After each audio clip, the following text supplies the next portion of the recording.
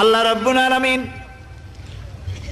কোরআনে কারীমের ভিতরে নবীজির নাম একটি বারের জন্য নাম ধরে তাকে ডাকেন নাই, বরং তিনি বলেছেন তোমরা পরস্পর পরস্পরকে যেভাবে নাম ধরে ডাকাডাকি করো আমার নবীকে সেভাবে নাম ধরে ডাকবে না।